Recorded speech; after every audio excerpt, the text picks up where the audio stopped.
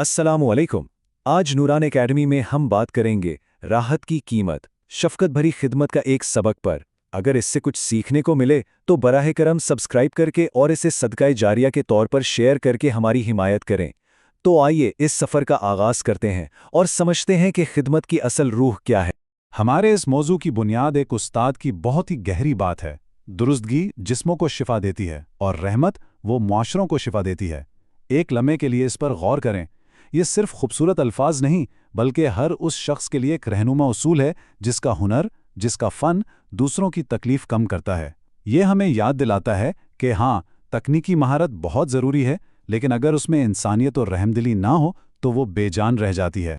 देखें, इस्लामी रिवायत में इल्म को एक अमानत समझा जाता है, एक बहुत मुक़द्दस जिम्मेदारी। ये कोई ज़ाती जायदाद नहीं है जिसे सिर्फ मुनाफा कमाने के लिए इस्तेमाल किया जाए, नहीं, बल्कि ये एक जिम्मेदारी है खिदमत करने की, गलबा पाने की नहीं। जब कोई शख्स कोई हुनर सीखता है ना, तो वो असल में मुआशरे की भलाई का अमीन बन जाता है। और अमीन होने का मतलब सिर्फ ईमानदारी से काम करना नहीं, बल्कि इस बात को यकीनी बनाना है कि मुआशरे का हर फर्द, ख़ास तौर पर कमज़ोर तरीन फ़र्द, उसके हुनर से महरूम न रह जाए। तो चलें, इसी उसूल को एक ऐसे शख्स की कहानी से समझते हैं जिसने इस अमानत को अपनी ज़िंदगी का मकसद बना लिया। ये कहानी है सलीम की, एक ऐसा मुआलिज जिसकी ज़िंदगी में हमें वो अखलाकी कशमकश नज़र आती है जिसका सामना आज भी बहुत से पेशावर लोगों को करना पड़ता है। सलीम की तरबियत की बुनियाद 3 बहुत अहम सुतूनों पर थीं। पहला, जड़ी बूटियों को इंतहाई एहतियात से पीसना, ये उसके काम में कमाल की जुस्तजू थी। दूसरा, हर चीज़ का रिकॉर्ड बिल्कुल दुरुस्त रखना, ये उसकी दयानतदारी का सबूत था। और तीसरा, जो शायद सबसे अहम था, बोलने से ज़्यादा सुनना, ये उसकी गहरी हमदर्दी का आईनादार था, जिससे हर मरीज को ये एहसास होता था कि उसे वाकई सुना और समझा जा रहा है। तो ये सिर्फ टेक्निक की तरबियत नहीं थी, ये किरदार की तामीर थी। फिर जैसे जैसे सलीम की महारत और शोहरत फैली, उसके अकीदे का असल इम्तिहान शुरू हुआ। बाजार की मंतिक ने उसके दरवाजे पर दस्तक दी। आप जानते हैं ना बाजार की मंतिक, वो सोच जो हर चीज़ को सिर्फ नफ़ा और नुकसान के तराजू में तोलती है। ताजरों ने उसे मशवरा दिया, अरे सलीम, लोग दर्द में मुब्तला हों तो कुछ भी देने को तैयार हो जाते हैं, कीमतें बढ़ा दो। अब एक तरफ दुनिया की चमक दमक थी और दूसरी तरफ ज़मीर की आवाज़। यहाँ दो रास्ते बिल्कुल साफ नजर आते हैं। एक तरफ बाजार की मंतिक है जो कहती है दर्द लोगों को बेबस कर देता है, इसलिए कीमत बढ़ा दो और सिर्फ उन लोगों को खास रसाई दो जो ये कीमत अदा कर सकते हैं। और दूसरी तरफ इस्लामी अखलाकियात हैं जो ये सवाल उठाती हैं, अगर मैंने कीमत बढ़ा दी तो मेरे दरवाजे से कौन महरूम लौट जाएगा। इस अखलाकियात का मकसद सबकी इज्जत की हिफाजत करना है और इस बात को यकीनी बनाना है कि हर ज़रूरतमंद तक मदद पहुंचे। जरा सोचिए, एक मुआलिज को कौन सा रास्ता अपनाना चाहिए? सलीम ने हकीकत से मुंह नहीं मोड़ा, उसे अपने काम को चलाना भी था, लेकिन उसने बाजार की बेरहम मंतिक को भी ठुकरा दिया। उसने एक ऐसा रास्ता चुना जो ना सिर्फ नया था, बल्कि उसमें हकीकी कामयाबी का राज छुपा था। उसने एक ऐसा मॉडल बनाया जो पायदारी और रहमदिली दोनों को एक साथ लेकर चलता था। इसका निज़ाम बहुत सादा लेकिन इंतहाई गहरा था। पहला कदम, जो साहिब सरवत थे वो पूरी कीमत अदा करते थे। दूसरा कदम, जो माली तौर पर जिद्दोजहद कर रहे थे वो अपनी इस्तिताअत के मुताबिक अदायगी करते, जितना भी वो दे सकते थे। तीसरा कदम, जो गरीब तरीन थे उनसे कुछ भी नहीं लिया जाता था।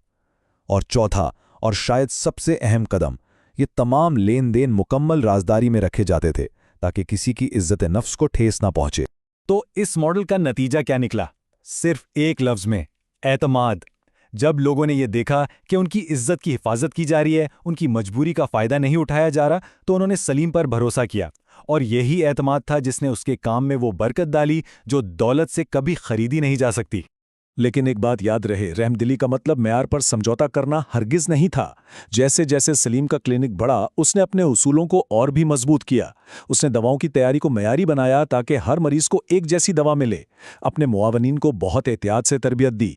नमाज के औकात में काम रोककर अपनी तरजीहात को वाज़े किया। और सबसे बढ़कर उसने अपनी नाकामियों को भी ईमानदारी से लिखा।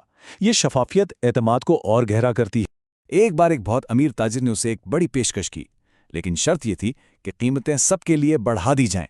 सलीम ने इनकार कर दिया। कहते हैं उस रात उसने अपनी डायरी में लिखा, अगर राहत सिर्फ अमीरों का हक बन गई तो मेरे हाथ अपना मकसद ही भूल जाएंगे। ये जुमला उसके दिल की गहराइयों से निकली हुई एक पुकार थी जो उसके पूरे मिशन का खुलासा था। तो सलीम ने अपने पीछे क्या छोड़ा? इसकी हकीकी मिरास कोई बहुत बड़ी दौलत या शोहरत नहीं थी, बल्कि एक ऐसी साख थी जो एतमाद और इंसानियत पर कायम थी। اور ساکھ وہ دولت ہے جو انسان کے جانے کے بعد بھی زندہ رہتی ہے۔ سالوں بعد لوگ ایک دوسرے سے کہتے تھے، وہاں جاؤ، وہاں تمہارے ساتھ ایک انسان جیسا سلوک کیا جائے گا۔ یہ الفاظ کسی بھی ایوارڈ یا تعریف سے کہیں بڑھ کر تھے۔ یہ اس بات کا ثبوت تھا کہ سلیم نے صرف جسموں کا علاج نہیں کیا، بلکہ اس نے معاشرے میں عزت اور وقار کو بھی بحال کیا تھا۔ تو سلیم کی کہانی کا سبق بہت واضح ہے۔ حقیقی پیشہ ور افراد صرف اپنی خدمات پیش نہیں کرتے، وہ نظاموں کے اندر رحمت کے محافظ بن جاتے ہیں۔ وہ اس بات کو یقینی بناتے ہیں کہ ان کا ہنر معاشرے کے سب سے کمزور افراد کا استحصال کرنے کا ذریعہ نہ بنے، بلکہ ان کی ڈھال بنے۔ وہ ایسے نظام بناتے ہیں جو کمزوروں کو کچلے نہیں بلکہ ان کا ہاتھ تھام لیں۔ اور اب یہی سوال ہم سب کے لیے ہے، جب ہمارا ہنر، ہماری قابلیت کسی کی تکلیف کو کم کرتی ہے، تو کیا ہم زیادہ سے زیادہ منافع کمانے کی کوشش کریں گے یا سب کے لیے رسائی کی حفاظت کریں گے؟ اس سوال پہ ضرور غور کیجئے، کیونکہ اس کا جواب ہی ہماری اقدار اور ہمارے کردار کا اصل تعین کرتا ہے۔ نوران اسٹوڈیو کی جانب سے پیش کردہ